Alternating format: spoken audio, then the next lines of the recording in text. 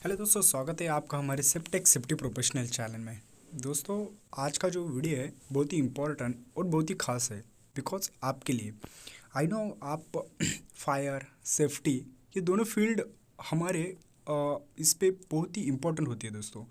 Fire में आपको career करना रहेगा तो अच्छे से अच्छे बेस्ट कोर्सेस आपको होने चाहिए, और सेफ्टी में भी आपको करियर में ग्रोथ करनी रहेगी तो उसके लिए भी बेस्ट अच्छे से अच्छे कोर्स होने चाहिए। अगर आपके पास अच्छा क्वालिफिकेशन रहेगा तभी आपको अच्छी सैलरी मिलेगी, तभी आपको अच्छा और आपके लायक यानी आपको कंफर्टेबल जॉब मिल सकता है दोस्तों। तो दोस्तों, इसी एक कोर्स के बारे में हम आज डिस्कशन करने वाले हैं जो आपके करियर को ग्रोथ देगा और आपकी सैलरी भी बढ़ा सकता है दोस्तों। दोस्तों, आजकल के ज़माने में सैलरी ही बहुत ही मैटर करती है, और जॉब जो हमको कंफर्टेबल फील होता है तो वो सिर्फ जॉब की वजह से ही होता है दोस्तों। तो दोस्तों, चलो आज डिस्कस करने वाले हैं जो एक ऐसा क्वालिफिकेशन है वो हमारी करियर को ग्रोथ देता है, वो बहुत ही इम्पोर्टेंट है और उसके सिवा आजकल कोई पूछता नहीं है हमारी फील्ड को। तो दोस्तों, ये जो कोर्स है ये कोर्स बहुत ही बेनिफिट है। ये as per the Maharashtra government rules के हिसाब से हम BOCW के हिसाब से कहीं कह सकते हैं, हम फैक्ट्री एक्ट के हिसाब से कह सकते हैं दोस्तों, और हमारे जो भी रूल्स और रेगुलेशन है ओशस के स्टैंडर्ड है as per the state wise, तो उनके हिसाब से यह क्वालिफिकेशन बहुत ही इंपॉर्टेंट है दोस्तों। हर स्टेट के अलग अलग क्वालिफिकेशंस होते हैं, हर स्टेट के अलग अलग रूल्स और रेगुलेशंस होते हैं। उस रूल्स और रेगुलेशन और सेक्शन के हिसाब से हम लोगों को सेफ्टी ऑफिसर का क्राइटेरिया और क्वालिफिकेशन और कौन से सेक्शन में सेफ्टी ऑफिसर के रोल्स और रिस्पॉन्सिबिलिटीज़ आती है, उसका क्वालिफिकेशन क्या चाहिए, ये सारी चीज़ें ये हमें पता होनी चाहिए और हमें सीखना भी चाहिए दोस्तों। तो दोस्तों, इसी क्वालिफिकेशन के बारे में आज हम बात करने वाले दोस्तों। जैसे हमें जैसे महाराष्ट्र में ADIS को इम्पोर्टेंट है, MSBT के जो दायरे में से जो कोर्स आता है ADIS advance diploma industrial safety करके, वैसे ही अलग हर स्टेट का कोर्स अलग होता है। सेकंड एग्जांपल मैं आपको दे सकता हूँ गुजरात स्टेट का। तो गुजरात स्टेट में सबसे ज़्यादा जो इंडस्ट्रीज़ या मैन्युफैक्चरिंग इंडस्ट्रीज़ या कंस्ट्रक्शन इंडस्ट्रीज़ होती है तो उसमें PDIS और ADIS बोथ ये डिफरेंट सेम है दोस्तों। तो दोस्तों, ऐसे ये दो सारे के डिफरेंस हम लोग आगे में बात करेंगे, लेकिन आज के जो ट्रेनिंग सेक्शन है उसमें हम लोग सिर्फ बात करने वाले हैं कि ADIS कोर्स क्यों करना चाहिए और ADIS कोर्स इम्पोर्टेंट क्यों है दोस्तों। ADIS और PDIS दोनों का मतलब हम बाद में समझेंगे। हम आज के टॉपिक पे सिर्फ कवर करेंगे कि ADIS कोर्स क्यों करना चाहिए और ADIS कोर को इतना इम्पोर्टेंट आजकल की इंडस्ट्री में क्यों देना चाहिए, और ADIS कोर्स करने के लिए जो एडवांस डिप्लोमा इंडस्ट्रियल सेफ्टी है उसके लिए कौन कौन सा क्वालिफिकेशन बहुत ही इम्पोर्टेंट है और किसको किसको वो कोर्स करना चाहिए, इसके बारे में हम लोग आज डिस्कशन करने वाले हैं दोस्तों। तो दोस्तों, चलो मैं आज आपको शॉर्ट में ADIS के बारे में थोड़ा बहुत जो क्वालिफिकेशन लगता है, जो छोटी जो चीज़ें कौन सा क्वालिफिकेशन मैच होना चाहिए उसके बारे में आज हम लोग डिस्कस करेंगे। तो दोस्तों, चलो चलते हैं वीडियो के पीछे। होप आप लोगों को हमारा चैनल का सिंबल दिखा होगा, इसमें से सेफ्टी प्रोफेशनल चैनल ये हमारा चैनल का सिंबल है दोस्तों, ये हमारा लोगो है, ये हमारा डिस्क्लेमर है। ये जो भी कलीग्स या मीडिया जो भी इंटरनेट स्पेस प्रोफेशनल एडवाइस के पर्सनल एक्सपीरियंस हम लेते हैं, एजुकेशनल एंड इन्फॉर्मेशन पर्पज से ये चैनल मेरा है दोस्तों। अगर आपको कुछ भी इन्फॉर्मेशन चाहिए रहेगी ADIS या क्वालिफिकेशन के बारे में, जॉब के रिगार्डिंग, डेली बेसिस पे मैं जॉब के नोटिफिकेशन भी अपडेट करता हूँ दोस्तों। तो दोस्तों, ऐसा नहीं है कि ओनली मैं जॉब के रिलेटेड ही आपको इन्फॉर्मेशन देता हूँ, तो कोर्स के रिगार्डिंग भी, आपको डॉक्यूमेंटेशन के रिगार्डिंग भी कुछ भी हेल्प चाहिए हो रहेंगी तो आप कमेंट बॉक्स में या मेरे दिए हुए इंस्टाग्राम पे फॉलो करके आप लोग मुझे कह सकते हैं दोस्तों। तो दोस्तों, आगे बढ़ते हैं और देखते हैं कि ADIS क्या होता है और ADIS क्यों करना चाहिए। ADIS कोर ज़रूरी नहीं है, यस, हर किसी को ADIS कोर की ज़रूरत नहीं है। सेफ्टी में अगर आप लोग करियर कर रहे हैं या फायर में आप लोग करियर कर रहे हैं तो फायर का क्राइटेरिया और ADIS का क्राइटेरिया दोनों अलग अलग है दोस्तों। अगर आप सेफ्टी में करियर करना चाहते हैं कि ऐसा नहीं है कि आपके पास सिर्फ ADIS ही चाहिए तभी आप सेफ्टी के फील्ड में जॉब कर सकते हैं, तो अलग अलग कोर्सेज भी होते हैं जो कोर्स के बारे में आज हम लोग डिस्कशन करने वाले हैं। तो टेंशन नहीं लेने का कि ADIS करेगा तभी मुझे सेफ्टी के फील्ड में जॉब मिलेगा, अगर मैंने ADIS नहीं किया तो मुझे जॉब नहीं मिलेगा।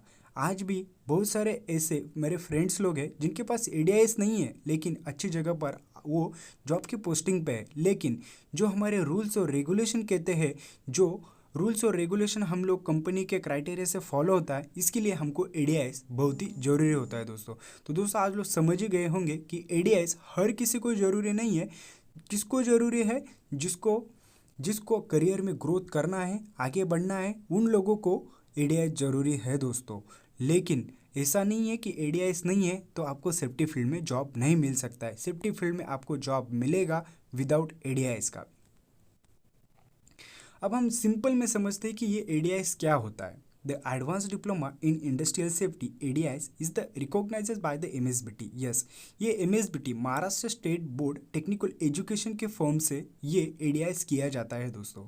इसमें फायर और सेफ्टी की highly demanded all over the world advance diploma in industrial safety ADIS is introduced for enhancement of core compensation, skill, knowledge and awareness related to the industrial safety to the students and employees। दोस्तों एडीआईएस क्यों important है ये आप समझ ही गए होंगे। Because आपके पास highly qualification रहेगा, आपके पास हाईली नॉलेज रहेगा, तभी आप लोग वर्कर्स को, आपके एम्प्लॉयज़ को और आपकी ऑर्गेनाइजेशन, आपकी कंपनीज़ को, आपकी कंपनी के पॉलिसी को आगे बढ़ा सकते हैं दोस्तों।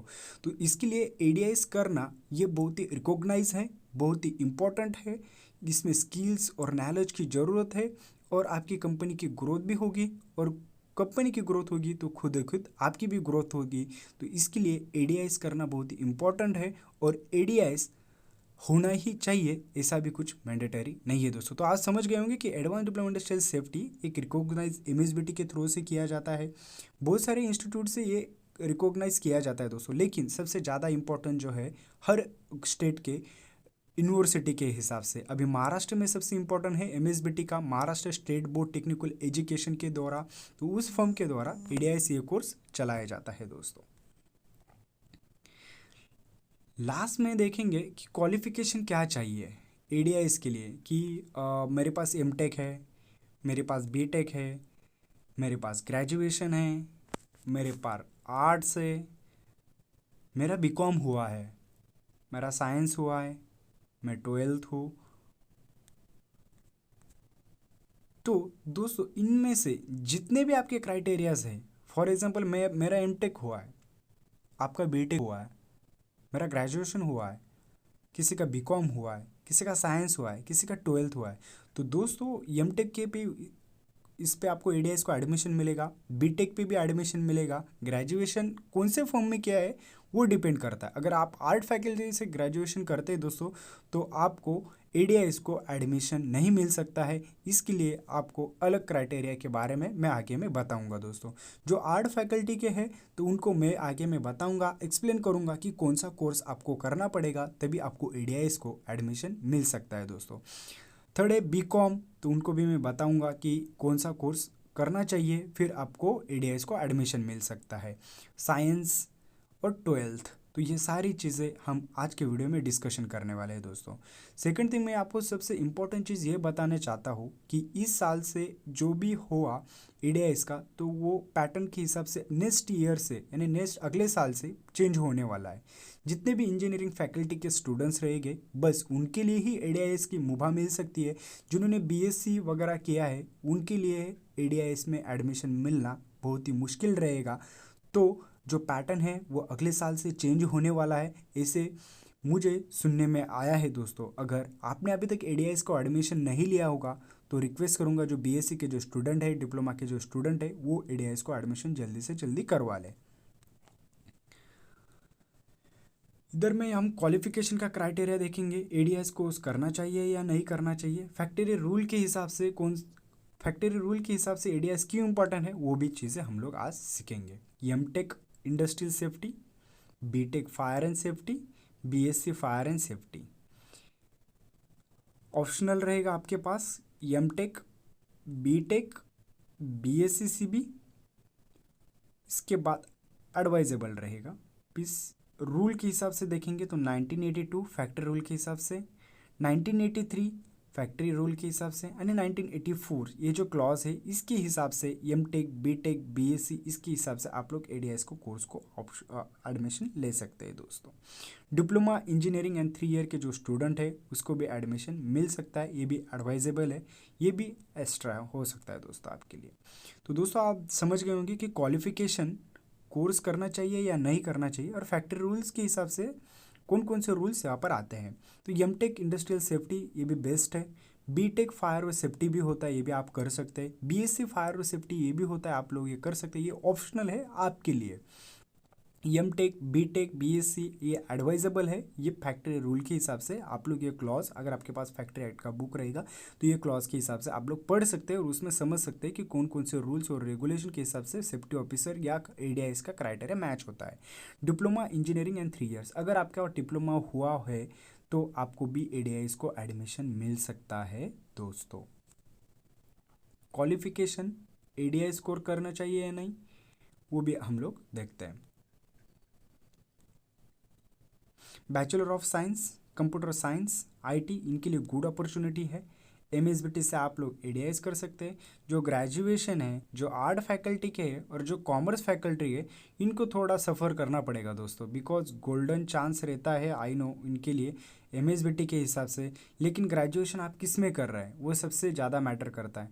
अगर आपका ग्रेजुएशन इंजीनियरिंग फॉर्म में हुआ है, अगर आपका ग्रेजुएशन बीकॉम इसमें हुआ है तो आपको थोड़ा स्ट्रगल करना पड़ेगा। अगर आप आर्ट्स से है तो आपको स्ट्रगल करना पड़ेगा, और कॉमर्स से तो और स्ट्रगल करना पड़ेगा। बिकॉज क्यों दोस्तों, अगर आपने आर्ट किया तो आर्ट करने के बाद एमएसबीटी का 2 साल का एफआर का कोर्स करना पड़ेगा। वो कोर्स करने के बाद आपको एमएसबीटी की तरफ से एडमिशन मिल सकता है एडीआईएस को। यस, गोल्डन चांस है ग्रेजुएशन के बाद है, लेकिन उसमें से कुछ तो क्राइटेरिया मेंशन है, जो क्वालिफिकेशन, जो टेक्निकल क्वालिफिकेशन कहा जाता है, तो उसमें आपको करना चाहिए दोस्तों। अगर ग्रेजुएशन आपका आर्ट्स और कॉमर्स में है तो आपको थोड़ा सफ़र करना पड़ेगा, लेकिन गोल्डन चांस है आपके लिए। बिकॉज कैसे चांस है, ये करने के बाद आपका करियर पे एक टेक्निकल एडिशनल क्वालिफिकेशन रह जाएगा और एडीआईएस का एक एडिशनल बेनिफिट आपके लिए रहेगा दोस्तों। एमटेक के लिए भी है, बीटेक के लिए भी है, बीएससी के लिए भी है, बीएससी वाले भी कर सकते हैं, इंजीनियरिंग वाले भी कर सकते हैं। 2 ईयर एफआर करना पड़ेगा। साइंस वाले जो भी रहेंगे, साइंस करने के बाद 2 साल का जो फायर और सेफ्टी का एफआर का जो कोर्स होता है एमएसबीटी के थ्रू से, तो वो आपको करना पड़ेगा दोस्तों, तभी आपको एडीआईएस को एडमिशन मिल सकता है दोस्तों। 12th वालों को भी सेम मैंने कहा था कि 2 साल का एफआर का कोर्स करना पड़ेगा, तभी आपको इस पे एडमिशन मिल सकता है दोस्तों। तो दोस्तों आज की वीडियो में मैं बस इतना ही कहना चाहूँगा कि कौन से क्वालिफिकेशन के ऊपर आपको कोर्स को एडमिशन लेना है दोस्तों।